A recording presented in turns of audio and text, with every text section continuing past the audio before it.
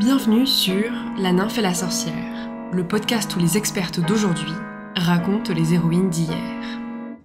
Quand je pense à Boudica, j'ai dans l'esprit une image tout droit sortie d'Hollywood, d'un mauvais péplum blockbuster des années 2000.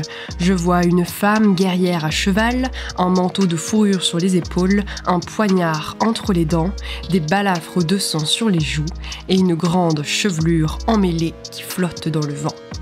Une image clairement cliché, cumulant moult références culturelles indirectes et qui pourtant pourrait n'être pas si loin de la réalité. Car cette reine, dite celte, était bien une meneuse de troupes décrite par les auteurs antiques pour son air féroce et sa chevelure rousse, et qui aurait incendié, pillé et massacré aussi cruellement que les hommes. La reine Boudica, ou Boadicée, vécut de 30 à 60 de notre ère et fut la reine du peuple des Icéniens, en actuelle Grande-Bretagne. Sur un continent globalement occupé par l'Empire romain, le territoire icénien était à l'époque semi-indépendant. Sans être une province, il était un État client. Et c'est de ce statut que va découler le drame à l'origine de l'épopée de Boudica, l'agression, la révolte, la guerre. Cet épisode est spécial puisqu'il a été enregistré en direct pendant les rendez-vous de l'histoire de Blois, le samedi 11 octobre 2025, devant 80 personnes. Le thème du festival était « La France ?» et je l'ai pris comme prétexte pour s'éloigner de notre Méditerranée antique habituelle et explorer une héroïne antique dite celte ou dite bretonne. Cette rencontre était une table ronde en compagnie de deux expertes universitaires, Gaëlle Perrault et Samantha Freinet, que je présenterai en introduction. Ensemble, nous avons donc parlé de Boudica. Nous avons parlé d'un roi mort, d'un testament bafoué et d'une reine en révolte, de barbares bretons et de femmes viriles, de brûler Londres et de massacrer les Romains. Mais aussi de l'appropriation de Boudica par les reines Élisabeth Ière et Victoria, de Shakespeare et de la vision de Boudica tantôt comme d'une reine protectrice, tantôt comme d'une sorcière meurtrière. Enfin, nous avons parlé de poèmes, de sculptures, de Vercingétorix et de Marianne, du Brexit, de Margaret Thatcher, de Game of Thrones et de pinkwashing dans les jeux vidéo et le cinéma. Pour tout ça, et plus encore, je vous invite à rejoindre ma conversation avec Gaëlle et Samantha au sujet de Boudica. Bonjour à tous, bienvenue dans cet enregistrement en direct de La nymphe et la sorcière.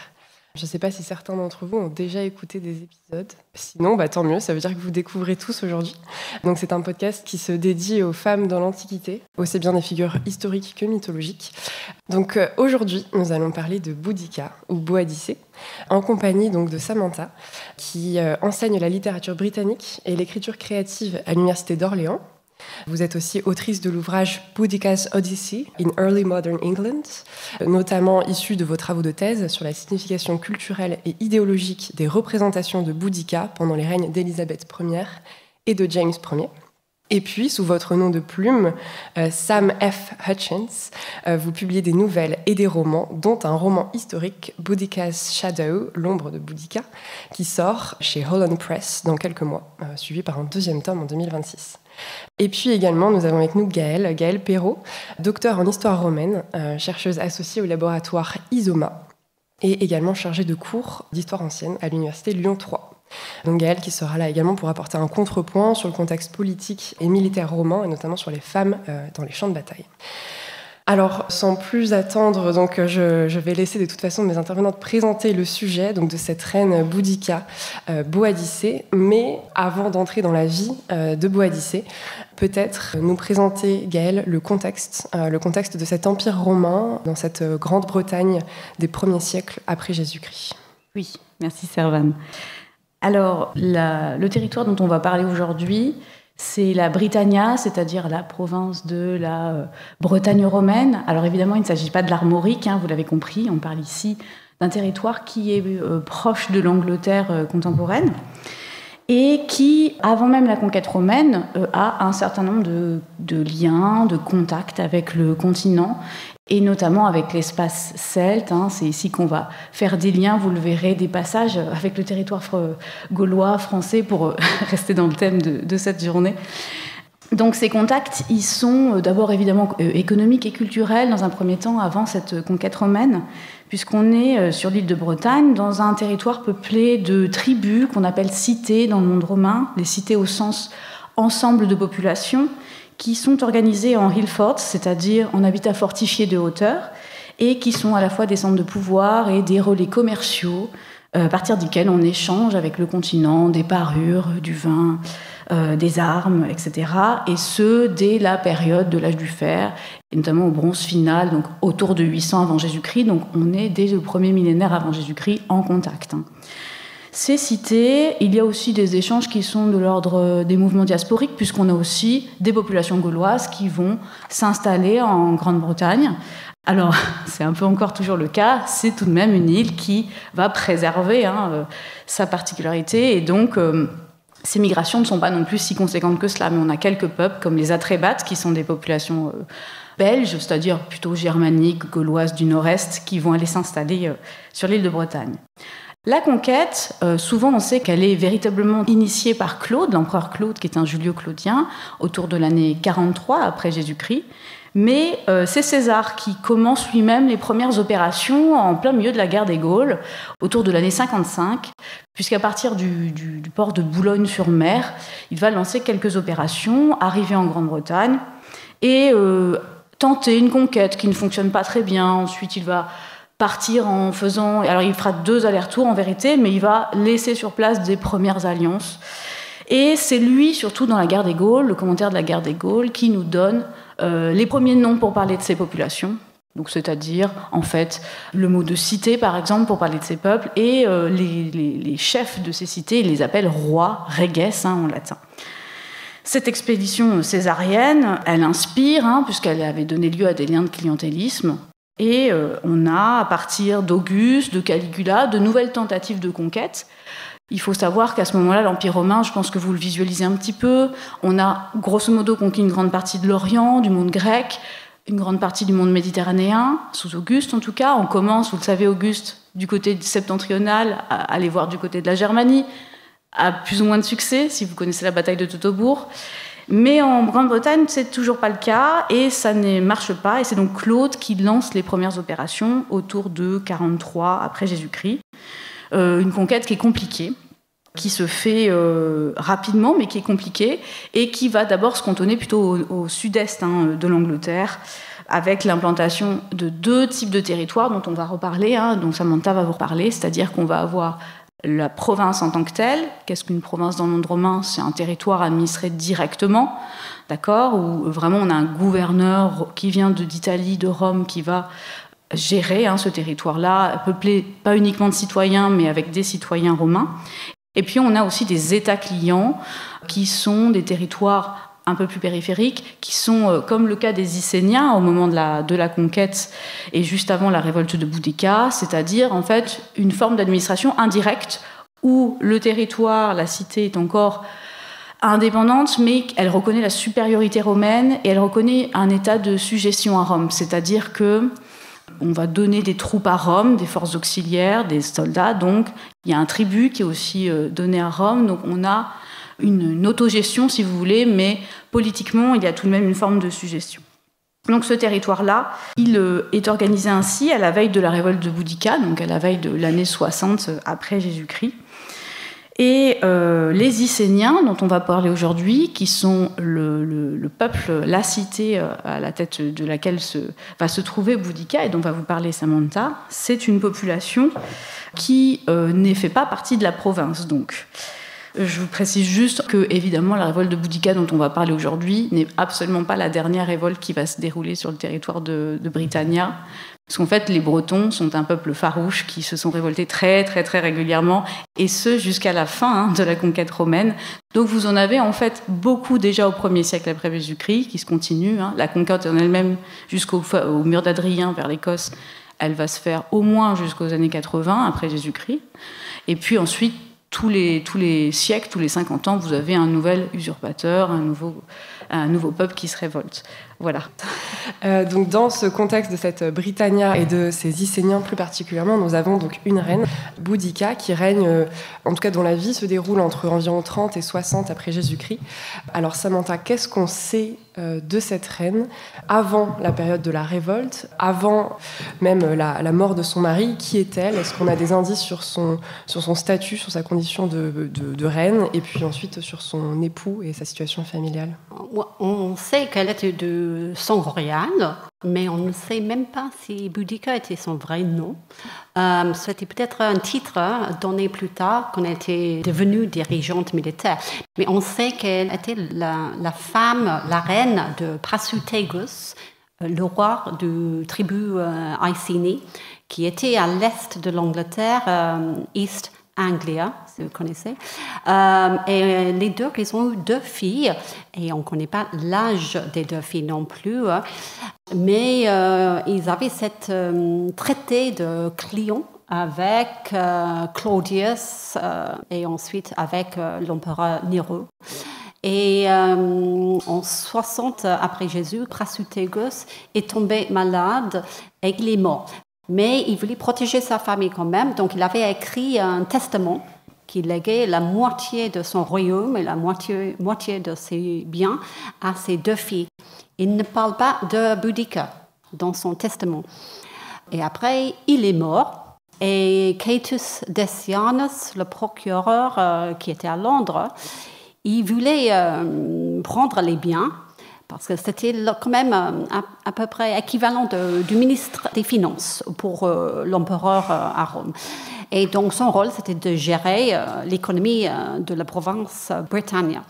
Par contre, le légat, le gouverneur militaire, il était absent à ce moment-là parce qu'il était en train de conquérir l'île de Anglesey, c'est au nord du pays de Galles, donc il était absent.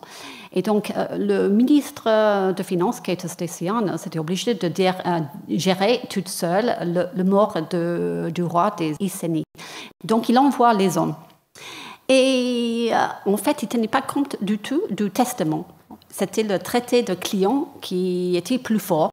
Donc, ces hommes, ils ont pris le territoire et le royaume, et même ils ont pris les terres des membres de la famille royale aussi.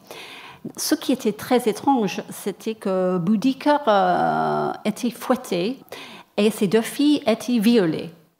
C'est vraiment un énigme pour les historiens pour savoir pourquoi une telle chose est arrivée à la famille royale qui était, en temps de Cléon, était citoyenne de Rome aussi.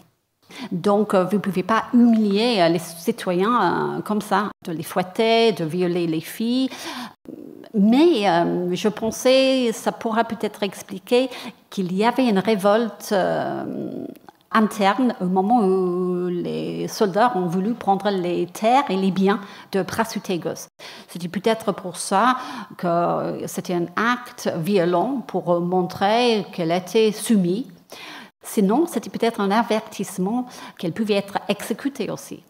Parce qu'il n'y a pas de loi romaine, mais sous Tibère, Tacite et Dion Cassius parlent d'un épisode où une fillette de 7 ans devrait être exécutée, mais le bourreau refusa parce qu'elle était vierge.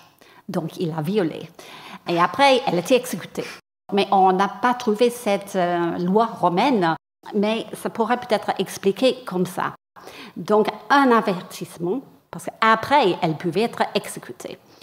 Donc, bien sûr, en tant que mère et reine de sa tribu, veuve du roi, Boudica était très, très en colère et elle soulève une rébellion.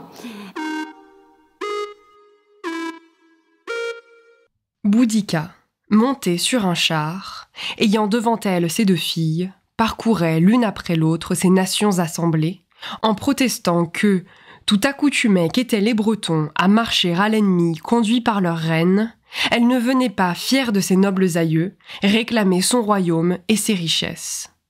Elle venait, comme une simple femme, venger sa liberté ravie, son corps déchiré de verges, l'honneur de ses filles indignement flétri. La convoitise romaine des biens était passée au corps, et ni la vieillesse ni l'enfance n'échappaient à ces souillures. Mais les dieux secondaient enfin une juste vengeance. Une légion, qui avait osé combattre, était tombée tout entière. Le reste des ennemis se tenait caché dans son camp, ou ne songeait qu'à la fuite. Il ne soutiendrait pas le bruit même et le cri de guerre, encore moins le choc et les coups d'une si grande armée.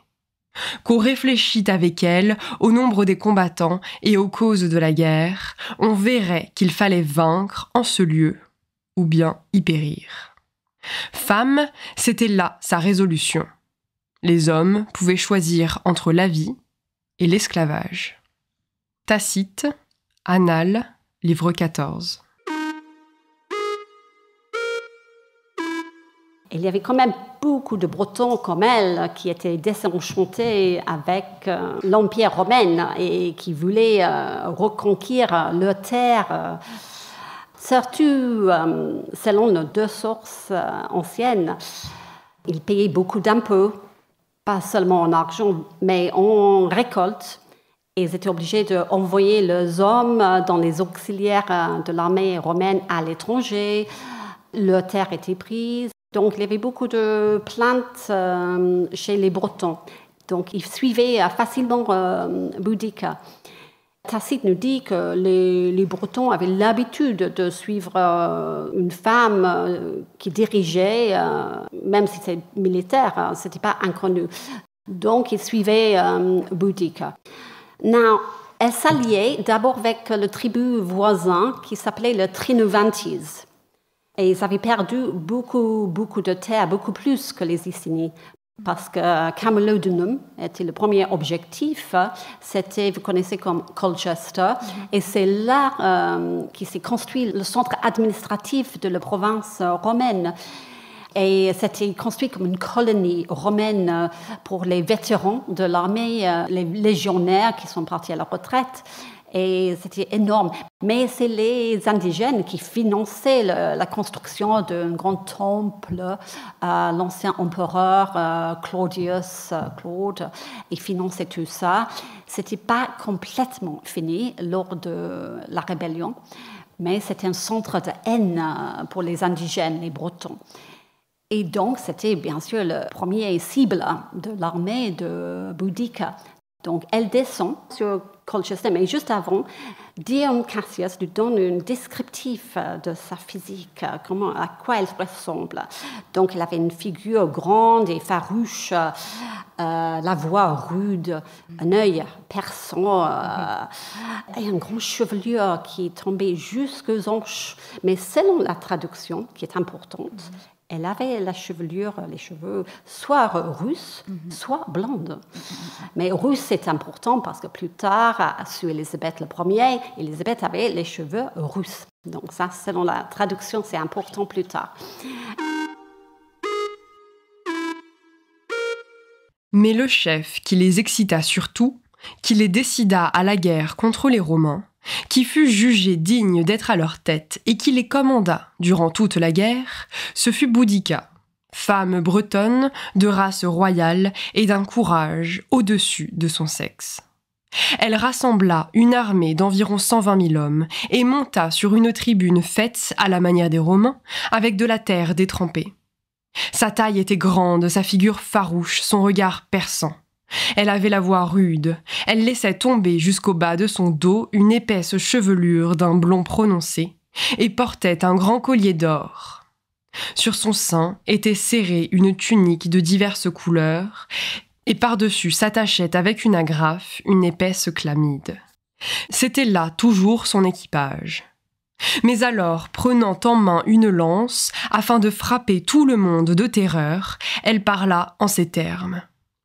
L'expérience vous a montré combien la liberté diffère de la servitude.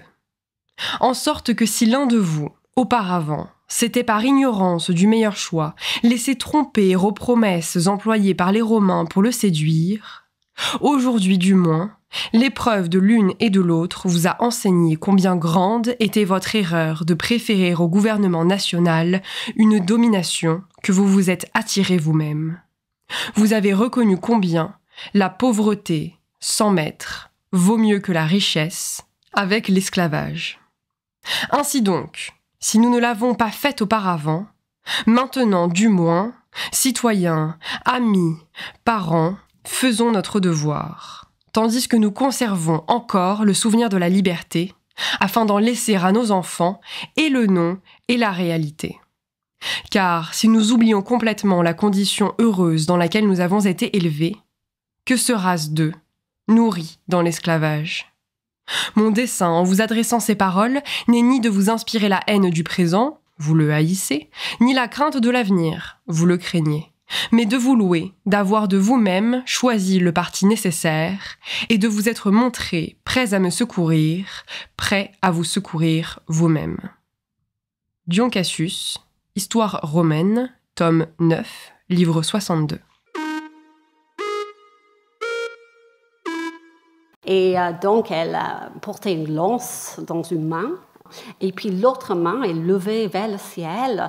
Après, elle lâchait un lièvre de sa robe multicolore. Elle lâche une robe, et il y avait un lièvre qui est parti. Et selon la direction du lièvre, ça disait que les Bretons allaient être victorieux. Donc, Boudica, en tant que dirigeante militaire et religieuse, elle a dit « La victoire est à nous. Notre déesse Andraste l'a promis avec son lièvre. » Et donc, ils ont suivi Boudica sur Camalodunum. Le peuple de Camalodunum, de Colchester, n'avait pas vraiment peur des indigènes parce qu'ils étaient désarmés lors de la rébellion 13 ans avant. En 1947, il y a eu une rébellion, mais ils étaient tous désarmés. Donc, les indigènes, les Bretons n'avaient pas d'armes. Et donc, le peuple de Colchester était les anciens légionnaires. Ils ne pouvaient pas avoir peur de ça. Ils n'avaient même pas construit des murs de protection autour de la ville. Ils n'ont même pas fait évacuer les personnes âgées, les femmes, les enfants. Tout le monde est resté sur place. Mais ils ont quand même fait appel au procureur à Londres, Catus Decianus, d'envoyer les hommes. Il a envoyé 200 soldats mal armés, il paraît. Donc, ils ne pouvaient rien faire. Les personnes qui ont survécu se sont enfermés dans le temple de Claudius pendant 2 jours. Les nouvelles de la rébellion de Boudica étaient entendues aussi par le général de la Légion 9 qui était à Lincoln, un petit peu au nord de East Anglesey. Coalitius, je crois, il s'appelait Coalitius. Un général jeune et qui ne discutait pas beaucoup. Il était empressé, en fait. Donc, il descend en vitesse à Colchester pour défendre la colonie romaine. Malheureusement, il n'avait pas réfléchi. Il y avait une embuscade, qu'il est tombé tout de suite dans l'embuscade et les légionnaires, 1000 légionnaires, il paraît, étaient massacrés tout de suite par les forces de Boudica. Lui-même, il a pu se sauver parce qu'il était à cheval. Donc la cavalerie est repartie à Lincoln et s'est enfermée dans la forteresse pour attendre les événements. Donc, en fait, l'ennemi était parti. Et puis le général était en Pays de Galles au nord. Donc Boudica ensuite descend sur Londres. Londinium, avec son armée de 120 000 hommes, femmes et hommes y compris. Londinium avait eu quand même les nouvelles de la rébellion. Et entre-temps, Suétone, le gouverneur en Pays de Galles, il a aussi entendu ces nouvelles. Mais lui, il n'a pas eu le temps de descendre avec les légionnaires. Il est descendu en vitesse à cheval avec la cavalerie. Donc, il arrive juste, on pense, quelques heures avant les rebelles de Boudica arrivent. Et il a regardé Londres et il a dit « Non, je ne peux pas sauver cette grande ville. » C'était même pas une ville romaine, c'était fondé par les Romains, mais c'était une ville de commerce. une ville de l'administration aussi, parce que le procureur SCR dans Skatos avait ces bureaux-là. Mais Suetonius Paulinus a dit non, je ne peux pas, je n'ai pas les hommes, les légionnaires ne sont pas arrivés. Donc il a dit, sauvez-vous, il faut partir, ou suivez-moi. Donc quelques-uns sont restés sur place, ils ont dit non, on n'a pas les moyens de partir, et puis tous nos biens sont ici. Donc quelques-uns sont quand même restés à Londres. Donc Sueton et sa cavalerie sont partis pour rejoindre plus tard ces légionnaires qui descendaient.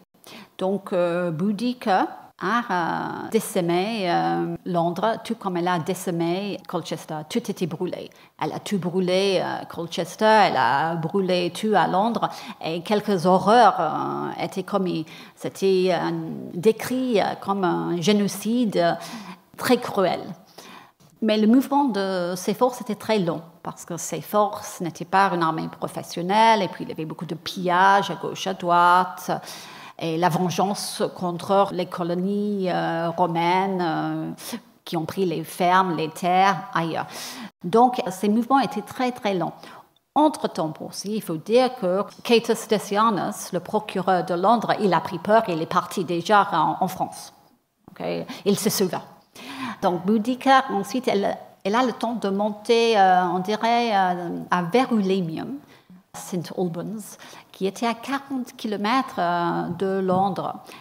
Elle suit la route qui s'appelle Watling Street, qui va entre Londres et le nord du Pays de Galles, ou la moyenne terre de l'Angleterre actuellement. Et là, elle trouve une ville vide. En fait, ce n'était pas les Romains, c'était une autre tribu qui collaborait avec Rome. Mais Sueton, il a eu le temps de dire il faut vider, évacuer. Les légionnaires encore ne sont pas arrivés, je n'ai pas le temps de vous protéger, de vous sauver. Donc, ils ont eu le temps de quitter St. Albans et prendre le bien avec eux. Donc, quand l'armée de Boudica est arrivée, St. Albans était vide. Mais ils ont quand même pris le plaisir de brûler. Et après, ils se sont organisés, Suel, pour continuer de marcher nord pour retrouver l'armée de Sueton. Et finalement, il y a eu une bataille. On dit que c'est parce que Boudica a pris trop de confiance en elle, après d'avoir brûlé 3 villes, et puis elle n'avait pas vraiment l'expérience militaire. Or, Sueton, oui, il avait une armée professionnelle. Il avait peut-être que 10 000 hommes avec lui. Il avait le 14e Légion. Il avait une partie du 20e avec lui, mais il n'avait pas la Légion 9 à Lincoln, qui était décimée. Il n'avait pas la Légion 2 à Exeter, parce qu'il paraît que Pennius Postumus n'a pas suivi la commande de Sueton de le retrouver au nord, parce qu'il est resté à Exeter. On ne sait pas pourquoi il n'a pas suivi l'ordre. C'est possible qu'il était sous attaque des tribus de Devon et la Cornouailles, ce qui est fort possible. Or, il restait sur place à Exeter. Donc, Sueton n'avait que très peu de force. Il avait 10 000 hommes. Et l'armée de Boudica, selon les sources, a doublé, presque. C'était 230 000 hommes qu'elle avait. Mais Sueton, il a eu le temps de choisir le lieu de la bataille. Il paraît qu'il a choisi une gorge étroite avec un bois derrière lui pour protéger derrière son armée. Donc, il a mis les légions qu'il avait au milieu, les auxiliaires à gauche et à droite, et la cavalerie sur les ailes. Et là, il a attendu l'arrivée de Boudica.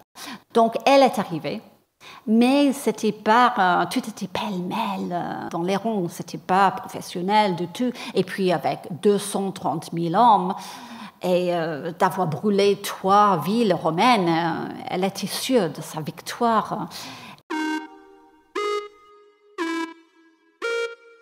Discours de Boudica. Ne redoutez pas les Romains. Ils ne sont ni plus nombreux ni plus vaillants que nous. La preuve, c'est qu'ils se protègent par des casques, des cuirasses, des cuissards, et qu'ils se sont préparés des palissades et des fossés pour se défendre des incursions de leurs ennemis. Ce sont des précautions dont ils s'entourent par crainte, plutôt que de marcher résolument en avant comme nous. Il y a chez nous, en effet, tant de courage que nous croyons nos tentes plus sûres que leurs murailles, nos boucliers préférables à leurs armures. Ainsi, vainqueurs, nous les tenons en notre pouvoir. Ils ont donc, en cela, une grande infériorité. Et aussi en ce qu'ils ne supportent pas, comme nous, la faim, la soif, le froid, la chaleur, et qu'ils ont besoin d'ombre, d'abri, d'une nourriture apprêtée, de vin, d'huile, et que le manque d'une de ces choses cause leur perte. Au lieu que, pour nous, toute herbe, toute racine nous est nourriture, tout suc nous est huile, toute eau nous est vin, tout arbre nous est maison. En outre, ces pays nous sont familiers et favorables. Pour eux, au contraire, ils sont inconnus et ennemis. Nous traversons les fleuves nus et à la nage. Eux, ils ont peine à les passer sur des bateaux. Marchons donc contre eux, pleins de confiance en la bonne fortune, et montrons-leur qu'ils ne sont que des lièvres et des renards qui prétendent commander à des chiens et à des loups. Dion Cassius, Histoire romaine, tome 9, livre 62. Et donc, ils attaquent. Mais il paraît que c'était une attaque sur une pente qui montait. Et dans la gorge, ça devenait de plus en plus étroite. Et en plus, ils avaient tellement confiance en eux, ils ont emmené les femmes et les chariots sur la plaine, mais comme un cercle qui encadre la plaine pour regarder la victoire des Bretons. Mais la bataille a tourné contre les Bretons parce que l'armée de Suétone professionnelle lança les javelots, ils sortit les épées petits, ils avaient les boucliers, ils suivaient les commandes suétones, et il y avait les auxiliaires formés, les cavaleries sur les ailes, et il paraît que les Bretons ont perdu 80 000 hommes et femmes dans l'armée qui étaient tués, et seulement 400 soldats romains. Suétone n'a perdu que 400. Et en fait, le problème aussi, c'était pour la fuite des Bretons. Ils se trouvaient bloqués parce qu'il y avait tous les chariots qui encerclaient la plaine, donc il avait beaucoup de mal. La foule était écrasée par la descente des Romains. Et donc, ça explique pourquoi il y avait tellement d'hommes tués. Tout ça, ça vient des sources écrites romaines, donc on ne peut pas être sûr que ça s'est passé comme ça, mais c'est le descriptif de la dernière bataille. Et en plus, on ne sait même pas où se trouve le lieu de la bataille. On dit un endroit qui s'appelle Mancetter, mais on ne trouve aucune trace. Donc les archéologues, ils trouvent toujours peut-être un monument, peut-être construit par les Romains qui célèbrent la victoire, mais ils n'ont toujours pas trouvé une pierre, un pédestal pour célébrer la victoire romaine. Et puis, il n'y a pas de traces dans l'archéologie. Donc, c'est difficile à placer le lieu de cette bataille. Et puis, la fin de Boudica arrive assez rapidement. Parce que selon une source, dont je vais en parler plus tard, elle a pris le poison. Selon l'autre source, elle tomba malade et elle a eu un funérail magnifique, mais on ne sait pas où. On sait que ce n'est pas à la gare de King's Cross à Londres, comme quelqu'un a dit dans les années 30. Non. Et puis un autre historien a dit que le funérail a eu lieu à Stonehenge, qui n'est pas vrai non plus. Donc c'est un grand mystère. Et donc, c'est la fin de ce qu'on connaît sur Boudica. Merci Samantha pour cette épopée. Gaëlle, donc pour recontextualiser un peu, c'est vrai que là on a une femme guerrière, reine, qui prend la tête d'une armée d'une façon assez cruelle, probablement typique de l'époque. Mais voilà, est-ce que Boudica est un exemple unique, une exception, ou est-ce qu'on a d'autres peut-être comparatifs? Et puis comment est-ce que c'est même possible qu'une femme ait pu atteindre cette position à l'époque? Est-ce que c'était facile, commun ou complètement exceptionnel? Alors, c'est exceptionnel et étonnant pour les Romains, on va en reparler tout de suite. Mais au niveau historique, pour l'époque, ce n'est pas si exceptionnel que cela, puisqu'en fait, on connaît déjà sur le territoire breton quelques chefs de cité, enfin chefs avec 2 FE bien sûr au féminin, de cité et chefs d'état-major également. Par exemple, on évoquait les brigantes qui sont une population au niveau du mur d'Adrien qui dès cette période-là, qui ont été état clients puis régulièrement révoltés aussi, et avec lesquels on a beaucoup mélangé d'ailleurs les Icéniens de Boudica. On en reparlera avec le mélange entre l'Écosse et la révolte de Boudica. Mais les brigantes, eux, avaient régulièrement des chefs d'État, des chefs de cité pour les diriger. Et puis, l'histoire romaine a tout de même connu un certain nombre de chefs d'État et de chefs d'état-major que vous connaissez souvent très bien. Par exemple, on connaît Arsinoé à la bataille de Raphia, à l'époque hellénistique. Évidemment, Cléopâtre, donc Cléopâtre VII, que tout le monde connaît aussi, qui est à la fois chef d'État et chef d'état-major, et qui se trouve à plusieurs batailles, dont Alexandrie et Actium. Enfin, Actium non, mais Alexandrie. Et puis Zénobie, bien sûr, qui est aussi une figure très importante durant l'Antiquité tardive, qui est cette reine de Palmyre qui a donné lieu à une révolte aussi contre les Romains, et qui est aussi derrière une conquête assez importante, alors de courte durée, au IIIe siècle, mais qui en a aussi fait baver, ici à Aurélien, pendant plusieurs années. Alors, donc, on n'est pas dans quelque chose qui est hors du commun, mais tout de même assez rare et qui surtout fascine et étonne beaucoup les sources romaines. Et c'est ça, je pense, le plus important, je dirais. Oui, parce que justement, tu évoquais l'image qu'en ont les Romains. Les Romains ont quand même été toujours prompts à commenter, voire à noircir les portraits des femmes, parfois en live pendant leur vie ou juste après leur mort. Quelle est un peu l'image? Qu'est-ce qui se dit de Boudica à Rome? J'imagine qu'on en entend forcément parler. Est-ce qu'on la dépeint d'une façon particulière? Quelle est l'opinion des Romains sur elle? Alors, comme l'a très bien dit Samantha, en fait, on a 2 sources principales pour la révolte de Boudica. Alors, les sources contemporaines, en live, comme tu disais, on ne sait pas exactement parce qu'on ne sait pas, avec le délai en plus, ce qui s'en disait à Rome même en 60-61 après Jésus-Christ. Mais par contre, quelques années plus tard, on a un texte de Tacite en latin qui est assez proche des événements, puisqu'en fait, dans la vie d'Agricola, on sait pas mal de choses, puisqu'Agricola, c'est le beau-père de Tacite, et c'est un ancien gouverneur qui a lui-même combattu quelques années après, dans les années 70-80, en Britannia. Donc, c'est quelqu'un qui a eu des sources de première main et qui a pu parler à des gens qui ont connu la révolte de Boudica. Donc ça, c'est une source exceptionnelle, source de première main, mais on reste dans une source romaine qui n'est pas dégagée des schémas narratifs, des topoi de représentation de la réalité. Et puis une autre source très importante qu'a beaucoup cité Samantha également, c'est Cassius Dion. Je m'excuse, parfois on dit Dion Cassius, Cassius Dion, philologue plutôt Dion Cassius Dion, historien plutôt Dion Cassius, voilà, ne soyez pas perturbés. Donc Cassius Dion, qui est une source qui a été rédigée 150 ans après les événements et qui est un auteur grec, enfin c'est un romain mais qui écrit en grec. Donc ces 2 sources principales, ce qui était très intéressant, c'est qu'elles, toutes les 2, nous disent à peu près la même chose au niveau de la description de Boudica et de la révolte. Ils sont tous les 2, ces auteurs, fascinés par le fait que ce soit une femme qui prenne la tête des armées. Alors toujours par un contexte, les circonstances, c'est-à-dire que Boudica, elle n'est pas à la tête de la cité. Au départ, elle l'est parce que son mari est décédé et qu'il a confié par testament, ce qu'a très bien expliqué Samantha, la cité à Rome. Il l'a confié à l'empereur et donc il faisait passer la cité en tant que province, dans le territoire des provinces et non plus un État client.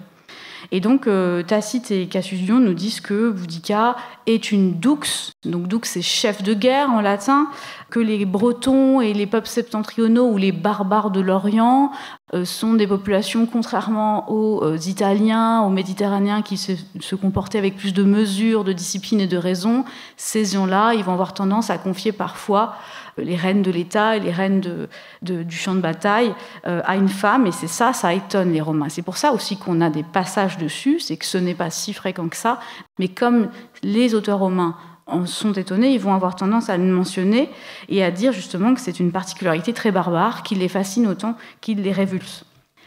Alors pour passer à la postérité de Boudica, à travers les âges et peut-être jusqu'aujourd'hui, donc on l'a brièvement évoqué, donc dans l'Antiquité on a ces 2 auteurs romains qui s'intéressent à elle. Qu'en est-il de l'archéologie? Vous l'avez évoqué rapidement, Samantha, oui.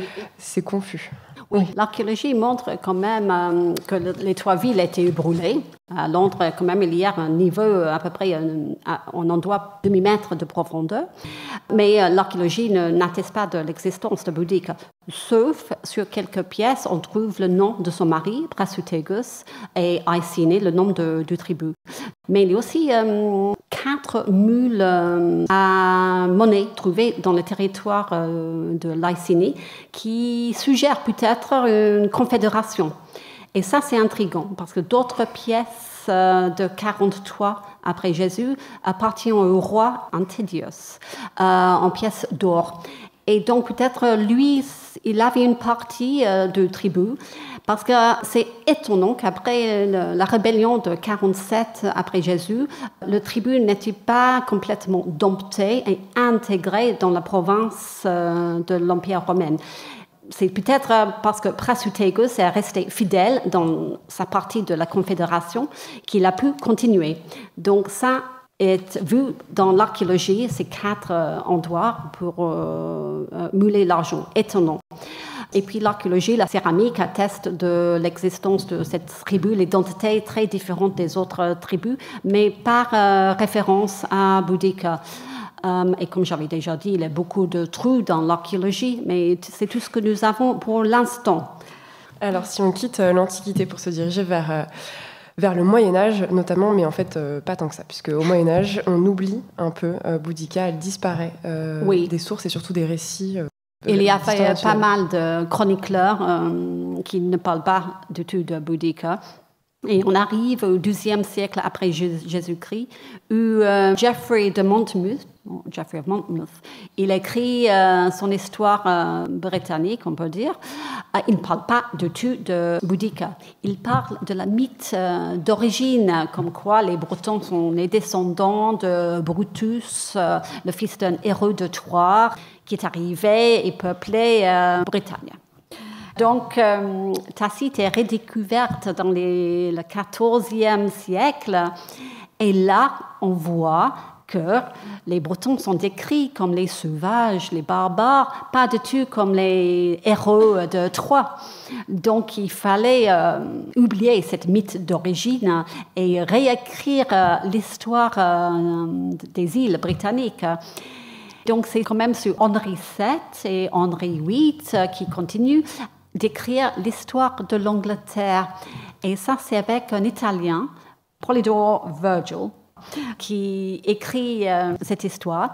Et pour l'Écosse, on a Hector Boece, qui écrit aussi l'histoire de l'Écosse. Mais tous les deux placent Boudica en Écosse. En fait, très étrange. Et c'est seulement quand Élisabeth vient au trône en 1558 que Boudica est replacé en Angleterre. Et ça, c'est grâce en 1570, les années 70, qu'un historien, un chroniqueur du Pays de Galles, qui s'appelle Cluide, écrit la bréviaire de Bretagne. Il la place correctement en Angleterre. Aussi, c'est le premier qui parle de l'Empire britannique, mais seulement dans le sens de l'Irlande, l'Angleterre et l'Écosse. Mais pour l'instant, c'était l'Irlande et l'Angleterre. Et 50 années après, il y a aussi l'histoire de l'Angleterre et l'histoire de l'Écosse, écrite par Raphael Holinshead et son équipe.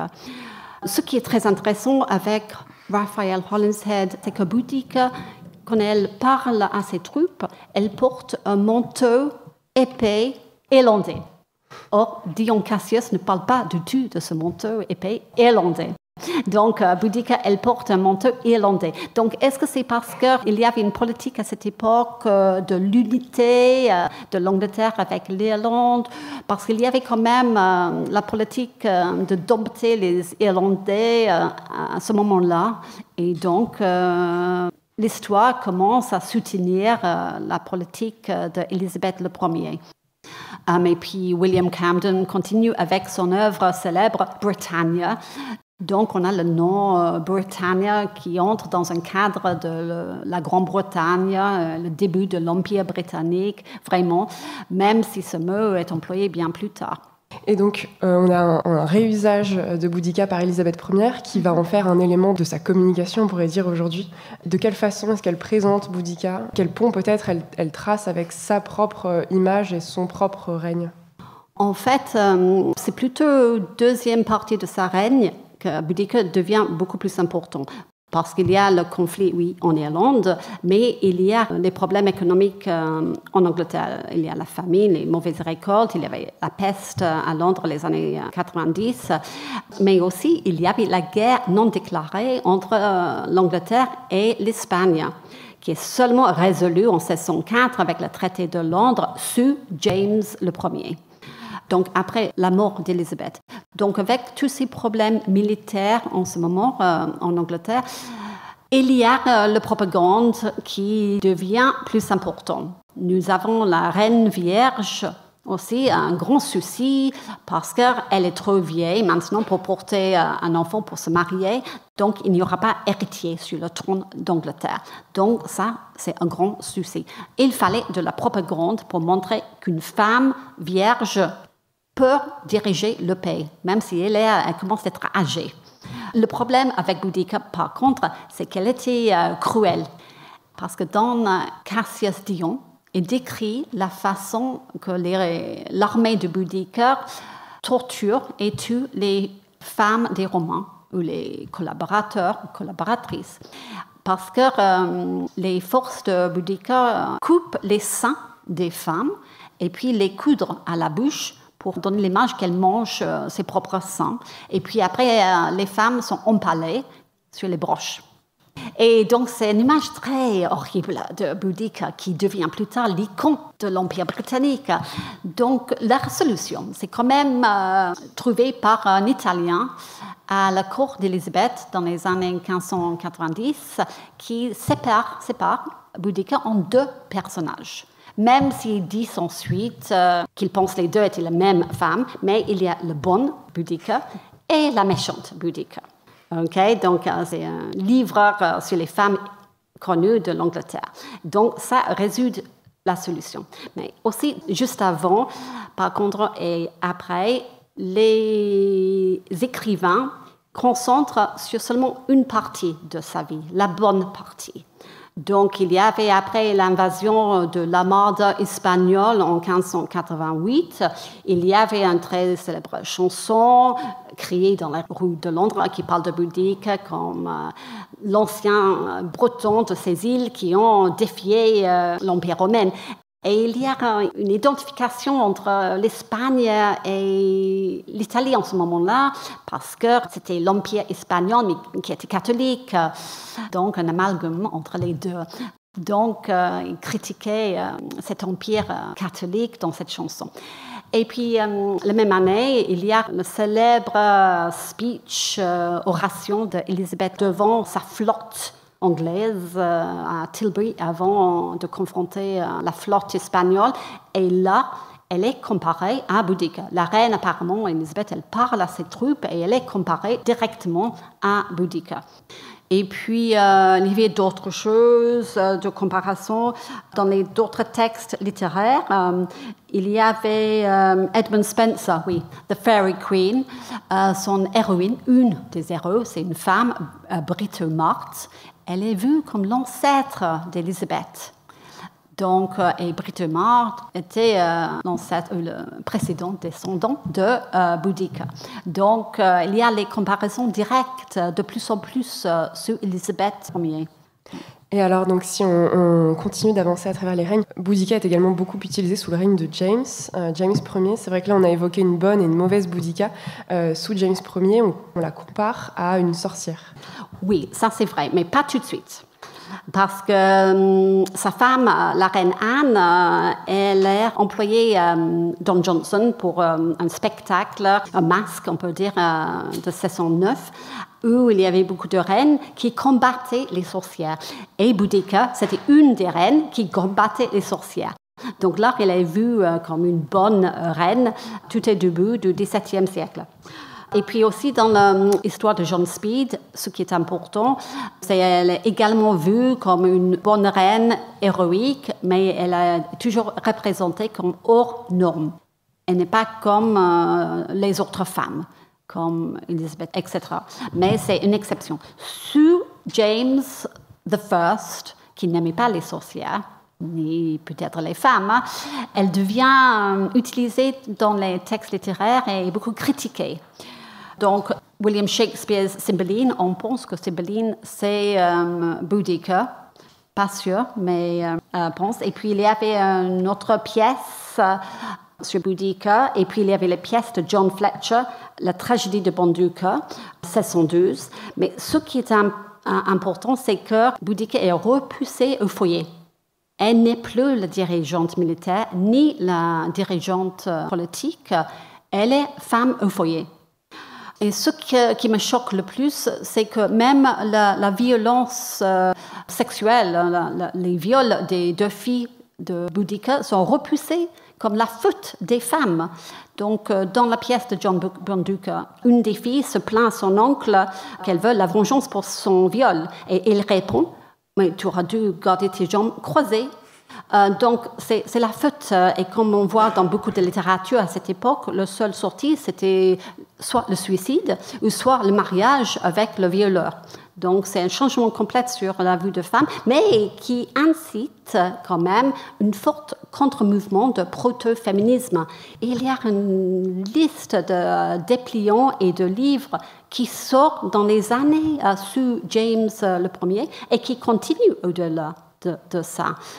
Et même s'il y avait les personnes qui critiquent une femme dirigeante, ils sont quand même admiratifs de son courage, de défendre sa famille et tout ça, qui est important dans les représentations futures de Boudica comme une femme qui protège sa famille.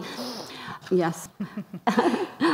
Donc on voit ce qui est intéressant, mais il y a aussi un mouvement politique lors de la République de Cromwell qui s'appelle The Levellers, mais c'était beaucoup de partis, beaucoup de factions. Mais dans ce mouvement, The Levellers, qui se traduit, je ne sais pas, comme les niveleurs, il y avait les femmes qui battaient pour plus de pouvoir politique pour la femme, et qui s'est plus tard vu, fin 19e, début 20e siècle, comme les suffragettes qui voulaient la vote pour la femme. Donc ça s'est continué. On peut peut-être passer au dernier des grands règnes qui a réincarné ou réinterprété Boudica plutôt, puisque c'est celui de la reine Victoria. Donc là, on passe plutôt sur la deuxième moitié du 19e siècle, 1837-1901. Là, sous le règne de Victoria, Boudica devient vraiment un symbole de l'union nationale, voire de la résistance aux invasions, à l'occupant, une sorte d'héroïne nationale et libertaire. Oui, mais elle devient aussi icône de l'impérialisme maternel avec Victoria. Et ça, c'est l'image qui reste avec nous aujourd'hui, parce qu'au milieu du 19e siècle, il y avait la fameuse statue de Thornycroft que vous voyez devant le Parlement à Londres, sur la Tamise, où on voit Boudica sur son chariot avec ses 2 filles derrière et sur 2 chevaux cabrés, et sur les roues, il y a les couteaux. Edmund Bolton, 1620, avait écrit qu'il y avait des couteaux sur les roues de son chariot. Et ça, c'est repris dans le statut de Thornycroft sous la reine de Queen Victoria. Il y avait aussi le poète lauréate, Lord Alfred Tennyson's poème Boadicea, sous la reine d'Élisabeth. Et puis une autre statue de Boudica en Pays de Galles aussi, parce que les Gallois le voulaient aussi, l'Angleterre aussi.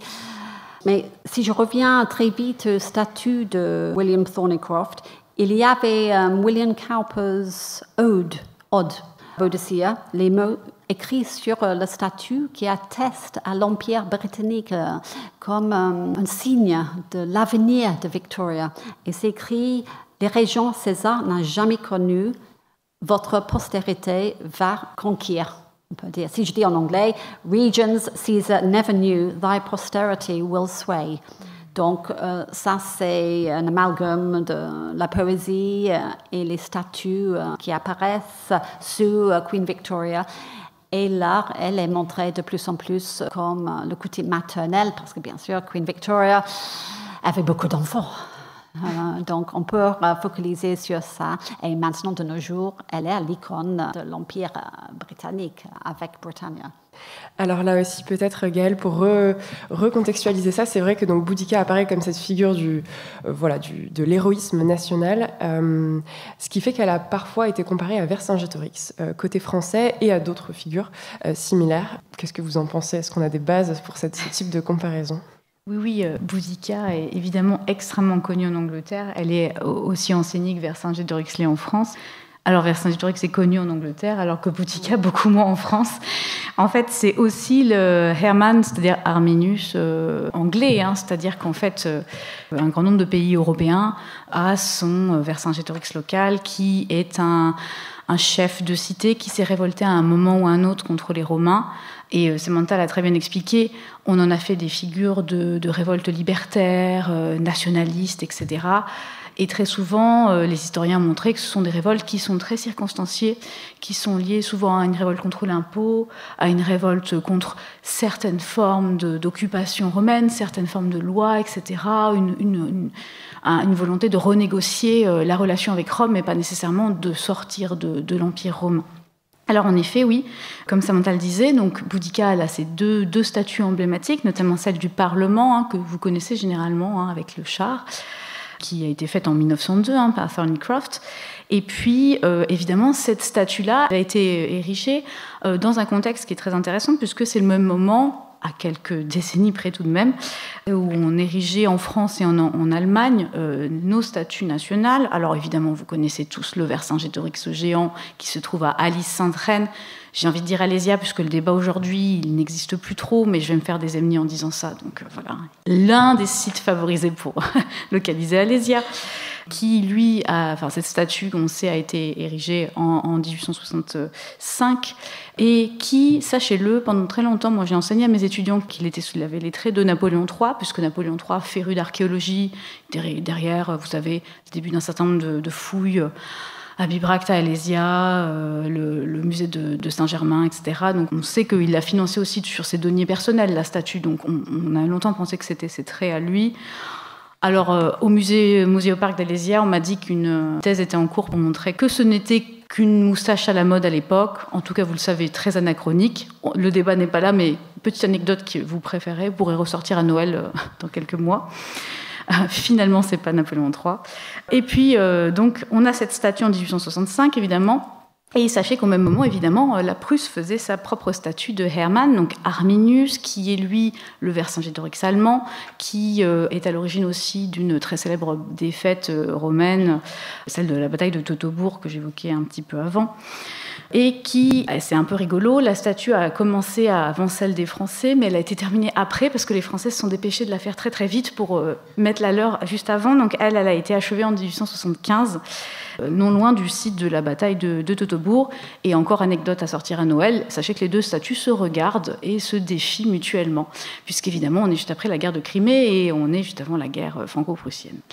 Enfin, en plein milieu et juste avant. Et donc voilà, c'est un contexte évidemment où ces figures antiques sont récupérées pour créer un roman national, une identité nationale. Et c'est très pratique parce que ce sont des figures très ambiguës. Et c'est ça qui est intéressant, c'est que souvent ce sont des figures défaites. Alors, Arminius, il a eu une grande victoire, mais juste après, il a quand même perdu contre les Romains. Vercingétorix, je ne vais pas vous apprendre la fin de ce personnage-là. Boudica, c'est pareil, on vient de le dire, ce sont des personnages qui ont tout de même perdu contre les Romains. Mais en même temps, ils se sont rebellés contre Rome, et c'est cette nuance qui est intéressante parce qu'elle permet d'être récupérée par absolument n'importe qui. Ce qui fait que Boudica, elle a un côté aussi un peu Marianne, si on fait le lien encore une fois avec la France, c'est-à-dire qu'elle est à la fois nourricière, on peut la représenter avec une cornucopia, donc une corne d'abondance. C'est une mère, donc il y a toute l'histoire, Samantha l'expliquait très bien, de l'Empire colonial britannique, un peu comme Marianne qui a pu être représentée dans l'Empire colonial français. Mais c'est aussi, comme la Rome antique, elle a ces deux dimensions, c'est aussi une figure casquée, belliqueuse, représentée en guerrière, et donc on le voit aussi totalement. Donc c'est tout cela qui est intéressant, mais évidemment, nous, on en a gardé plutôt à l'époque contemporaine, à la fin du XIXe siècle, l'idée de figures vraiment de construction du roman national et de figures libertaires. alors même que cela s'oppose parfois à la réalité historique, en la mélangeant, ce qu'expliquait Samantha, beaucoup avec la reine des Brigantes qui se situe au niveau du mur d'Adrien, et de plus en plus en fait avec ce territoire du mur d'Adrien, avec les Écossais. Si je reviens au texte de Cassius Dion qu'on évoquait tout à l'heure, alors le texte en grec évoque un manteau qu'elle porte, épais, avec plusieurs couleurs. Et alors, il n'en fallait pas plus pour en faire une écossaise, et c'est là, je pense, c'est ma théorie personnelle, que tout a commencé, c'est-à-dire que cette traduction de Cassius Dion a donné lieu à une interprétation très rapidement, dès l'époque moderne et sans doute la fin du Moyen-Âge, à un mélange dans les mentalités entre l'Écosse, le nord-est de l'Angleterre, une population révoltée, et on en arrive rapidement à beaucoup de récupération historique. Alors pour continuer sur les récupérations politiques, avant peut-être de conclure sur un volet culturel, tu as notamment regardé les évocations de Boudica beaucoup plus récemment durant le Brexit, ce qui me mène à cette question même plus générale. Qu'est-ce qu'elle représente aujourd'hui d'un point de vue politique pour les Britanniques, notamment dans ce contexte tempestueux ? Alors, au niveau politique, Boudica est extrêmement récupéré. Donc, j'avais pris le temps, il y a quelques années, de travailler sur sa récupération dans le cadre du Brexit. Et ce qui est intéressant, c'est qu'exactement comme Vercingétorix, ça a été récupéré par absolument n'importe qui régulièrement de tous bords. On a les partisans de l'un, les pro-Brexit, les partisans du Remain, les partisans du Leave qui ont récupéré Boudica. Mais de la même manière que vous avez des partisans de l'occupation et des partisans de la résistance qui récupéraient Vercingétorix pour des motifs différents. Donc, durant les campagnes pour le Brexit, on a beaucoup employé Boudica comme cette figure de l'identité nationale, mais alors évidemment avec des définitions différentes de l'identité nationale, de la nature, du patrimoine anglais. Et donc, on a eu des partisans du Remain qui ont dit on reste dans l'Union européenne parce que Boudica, c'est comme les Bretons, c'est un métissage, une population à la fois bretonne, latine, européenne, etc. Donc, on est une identité bigarrée et métissée. Donc, il faut conserver, comme Boudica finalement a été vaincu et a accepté son sort, entre guillemets, il faut le faire aussi. Et de l'autre côté, on a eu évidemment des partisans de la résistance et du Leave. Donc, c'est assez intéressant. Alors, c'est la raison pour laquelle, en fait, on a régulièrement employé cette figure-là. Sachez que généralement, Boudica, elle est utilisée par les Anglais pour critiquer ou valoriser des femmes, mais des femmes d'État. Donc Margaret Thatcher l'avait été notamment représentée en Boudica au moment de la guerre des Malouines, donc des Falklands en 1982. Mais on a Boris Johnson, alors pour s'en moquer, parce que sachez que quand on est un homme et se faire représenter en femme, c'est une source de moquerie. Boris Johnson avait été représenté en Boudica. Et régulièrement, elle réapparaît. On avait fait un petit test, on avait regardé les occurrences onomastiques, c'est-à-dire quels sont les enfants, les petites filles qui s'appellent Boudica en Angleterre. Alors, il y a aussi des enfants qui s'appellent Vercingétorix en France, sachez-le. Hermann, je ne vais pas vous l'apprendre que c'est un prénom courant en Allemagne. Et donc, il y a quand même pas mal de Boudica, de petites filles qui sont appelées Boudica en Angleterre. Et on avait comparé les occurrences, et on s'est rendu compte qu'à chaque fois que vous avez des périodes d'euroscepticisme depuis les années 50, il y a une explosion. Alors, n'exagérons rien, mais quelques centaines de petites filles qui s'appellent Boudica. Et sur les forums, si on regarde un petit peu ce que les parents se demandent, pourquoi est-ce qu'on donnerait ce prénom Boudica, souvent c'est « Ah, j'adore ce prénom, il sonne très anglais, il m'évoque la nature, le patrimoine anglais, la force du peuple breton, et puis il m'évoque aussi le féminisme beaucoup ». Pour peut-être aborder les récupérations de Boudica, ou en tout cas les réécritures dans la culture, c'est vrai qu'aujourd'hui elle apparaît au cinéma, dans les séries, les jeux vidéo, les mangas, beaucoup de ce qu'on appellerait entre guillemets la pop culture. Quelle est un peu l'image qui transcende toutes ces sources aujourd'hui ? Alors Boudica dans la pop culture, donc c'est-à-dire la culture de masse depuis les années 1950, c'est une figure qui est associée au combat libertaire, donc ça on en a beaucoup parlé, et c'est une figure féministe ou de pinkwashing, c'est-à-dire de récupération des luttes féministes et de la cause LGBTQIA+. Donc elle apparaît en fait assez récemment finalement dans les films et dans les séries, mais il y a eu plein de proto-Boudica avant cela. On peut la comparer à beaucoup de femmes dans des séries qui ont d'abord été des femmes grecques, plutôt je pense à Xena dans les années 90, elle a du Boudica bien sûr. On peut éventuellement la comparer à Daenerys dans Game of Thrones, même si Game of Thrones est quand même une série qui s'inspire de beaucoup de choses de l'Antiquité, et notamment de Spartacus. Je vous laisserai regarder comment sont exécutés les possesseurs d'esclaves crucifiés le long de la Via Appia. Oups, pardon, non, en fait, ça ne se passe pas à Rome. Et alors, il y a Brave aussi, Rebelle en français, le Disney. C'est un peu une Boudica, voilà. Elle est rousse, elle est effrayante, elle est grande. On retrouve le texte de Cassius Dion. Elle est écossaise, mais bon, voilà. On est toujours un peu dans la même idée. C'est une figure donc de femme forte, de femme qui prend les armes. On a beaucoup gardé cette image-là. Je vous l'ai dit, c'est souvent une figure de femme écossaise parce qu'en fait, le mélange, je vous l'ai dit, il est fait depuis le Moyen-Âge et l'époque moderne, en fait, dans les mentalités. Peut-être dû à une erreur de traduction. Mais bon, finalement, c'est beaucoup ça, la réception de l'Antiquité. Et puis, ce qui est intéressant, c'est qu'on s'oppose ici totalement à l'image romaine originale, puisque les Romains, eux, la présence des femmes sur un champ de bataille, je vous disais que ça fascinait, ça étonnait, parce que normalement, c'est hors norme. Les femmes qui prennent les armes, normalement, sont des femmes viriles, donc ce sont des femmes qui sont même physiquement hors normes et terrifiantes, et qui les fascinent autant qu'ils les effraient, parce que le Romain considère qu'une femme n'a pas sa place dans les choses de la guerre, dans les espaces et les espaces du champ de bataille, parce qu'elle est dotée de ce qu'on appelle la muliebris impotentia, c'est-à-dire la capacité innée que les femmes auraient à contenir leurs passions, leurs émotions. Donc, elle perturberait le champ de bataille, elle mettrait en place, elle pousserait les troupes à l'indiscipline, à prendre des mesures dangereuses, etc. Dans les séries, dans la pop culture contemporaine, c'est tout l'inverse. Et on a eu quelques films, alors plutôt des navets, des nanars, quelques séries comme Britannia récemment, qui ont tenté de parler de Boudica. Parce que depuis MeToo, grosso modo, on a plusieurs séries qui font des tentatives de female gaze, c'est-à-dire de séries qui mettent des protagonistes centrales et qui surtout tentent d'aborder un point de vue féminin. Pour l'instant, c'est pas trop réussi, mais il y a une belle tentative qui est faite, en tout cas, de placer ces femmes au centre de la série et d'avoir un discours féministe ou de faire de la récupération, en tout cas politique, pour s'emparer d'une audience. On le voit aussi, par exemple, dans le jeu Assassin's Creed Valhalla, puisqu'on a un personnage féminin qui retombe sur la tombe de Boudica en Angleterre, donc il y a un symbolisme qui est très très fort. Et de manière générale, Boudica, donc, elle est récupérée comme cette figure forte. Je terminerai tout de même pour dire que je suis allée récemment voir un petit peu sur les forums. Quand je dis les forums, c'est souvent sur le Reddit, par exemple, qui sont des sortes de nouvelles formes de forums. Et elle est beaucoup récupérée en ce moment, malheureusement, comme figure libertaire, féminine, aussi beaucoup d'opposition à ce qui est nommé par les utilisateurs comme une invasion migratoire. Par exemple, elle est associée, vous savez, au mouvement Reform UK de Nigel Farage. C'est-à-dire que, comme elle a bouté les Romains hors d'Angleterre une année, il faudrait l'utiliser. On va nommer sa fille Boudica pour en faire une guerrière, une femme forte qui va bouter les immigrés hors d'Angleterre. Donc c'est malheureusement une récupération qui continue encore aujourd'hui. Et alors peut-être pour élargir, on avait rapidement évoqué le fait que Boudica se mêle à des réceptions fantasmées de l'Antiquité, à tout ce qui serait néo-celtisme, néo-druidisme. Est-ce qu'on peut rapidement évoquer quelques éléments sur ce sujet ? Oui, je vais tenter de le faire en 1 minute.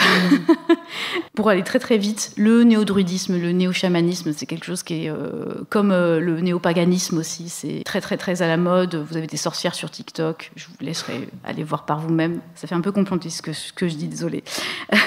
Et donc, Boudica, c'est une des figures historiques qui est beaucoup utilisée par ces courants néo-druidistes. Et donc, elle est utilisée notamment parce que, Samantha l'évoquait, il y a un passage de Cassius Dion dans lequel elle va prendre des augures avant une bataille, avec un lièvre, à une déesse qui s'appelle Andraste, qui n'est pas du tout connue de l'épigraphie des inscriptions, donc c'est la première fois qu'on la voit, en fait, ce qui n'est pas non plus étonnant. Et alors, en fait, Cassius Dion le mentionne non pas parce que ce serait exceptionnel de prendre des augures et que ce serait totalement un truc de barbare breton. En fait, c'est quelque chose que tous les généraux font. Ils le mentionnent pour dire, regardez, cette femme, elle est virile, elle se comporte comme un chef d'État, un chef des guerres, un légat, en fait, parce qu'elle prend des augures avant un champ de bataille. Ce que fait tout bon légat, tout bon général romain, tout simplement. C'est normal de demander aux dieux comment ça va se passer et de demander la protection pendant la bataille. Donc, ils le mentionnent pour cela. Et ce qui est intéressant, c'est que Boudica et les Bretons ont été beaucoup récupérés par les courants néo-druidiques parce que vous avez en fait un passage de Tacite qui décrit une révolte qui s'est passée à l'île d'Anglesey, l'île de Mona, au Pays de Galles, dans les mêmes années, où vous avez une description de cette bataille où les Bretons se seraient battus avec des femmes, des prêtresses, je cite, échevelées et hystériques, des druides aliénés qui lèvent les mains au ciel, etc. Et donc cette scène, elle a un peu traumatisé les hommes de l'époque moderne. Ils se sont dit, mais les Bretons se battent n'importe comment, en évoquant les arbres, etc. Et elle a été très mal comprise. En fait, ce texte, pour le dire en 2 mots, n'est en réalité pas du tout une description véritable de la bataille de Mona, de l'île de Mona qui s'est déroulée dans les années 60, mais en fait, c'est pratiquement une description mot pour mot des rites bachiques de la crise des bacchanales qui s'est déroulée au IIe siècle avant Jésus-Christ et qui a été décrite par Tite-Live. En fait, ce que fait Tacite ici, il ne décrit pas du tout des druides ou des prêtresses bretonnes. En fait, il copie-colle presque, j'exagère, mais la description que fait Tite-Live des rites bachiques, qui est une crise qui s'est déroulée à Rome. Parce qu'en fait, à son époque, lui, en tant que bon néo-stoïcien, il veut critiquer, en fait, il veut profiter de son récit de la guerre de Bretagne pour critiquer et mettre une couche sur les rites bachiques qu'il veut condamner à son époque à lui. Donc il en a profité de cette description-là pour accuser aussi un petit peu Messaline au passage, ça fait toujours plaisir. Et donc, il n'en fallait pas plus pour que tout se mélange. La réception historique et la réception de l'Antiquité, c'est toujours un globi-boulga de schéma narratif romain, de réception à l'époque moderne, d'incompréhension à l'époque contemporaine, et de roman national et de politisation, pour résumer. Et alors peut-être pour laisser le mot de la fin à Samantha, puisque vous avez à la fois le point de vue académique et puis créatif, littéraire sur Boudica, pourquoi est-ce qu'elle continue de vous inspirer aujourd'hui et pourquoi est-ce qu'elle doit tous continuer de nous inspirer aujourd'hui ? Il n'y a pas une réponse facile à ça, mais c'est vrai, c'est très étrange. Depuis le début de ce siècle, on a une vingtaine de romans historiques qui sortent sur Boudica, y compris le mien. On est tous fascinés par cette histoire de Boudica, mais elle est ambiguë. Et peut-être, comme elle reste la première reine connue dans l'histoire des îles, elle continue de nous inspirer. Et on peut, comme il y a plein de trous dans son histoire, on peut remplir les trous. Donc, elle est malléable aussi. Et puis, c'est une femme exceptionnelle, hein. Elle protège sa famille, ses filles, elle protège sa terre. Et donc, courageuse, même si elle s'attaque sans réfléchir trop. Mais bon, courageuse, oui. Eh bien, merci pour ce mot de la fin. Merci à toutes les deux. Et merci à tous. Merci.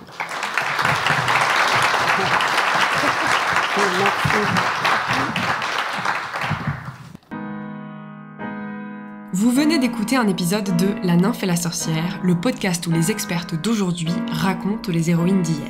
Je m'appelle Servane Ardouin-Delorme et vous pouvez me retrouver à la réalisation, à l'écriture et au montage de cet épisode. La musique que vous entendez au générique a été créée par Mathilde Desanges, les recherches documentaires ont été effectuées par Laetitia Port-Louis et les illustrations réalisées par Morwena Descotes, alias le Palais des Courants d'Air sur YouTube. Une sacrée team de dames dans le podcast comme dans la vraie vie que je remercie. Si cet épisode vous a plu, n'hésitez pas à vous abonner au podcast sur la plateforme où vous nous écoutez, à nous mettre des petits pouces, des likes, voire des commentaires que nous lisons toujours avec bonheur. Enfin, vous pouvez suivre l'actualité du podcast sur Instagram ou sur YouTube @La Nymphe et la Sorcière. Merci pour votre écoute et à très bientôt.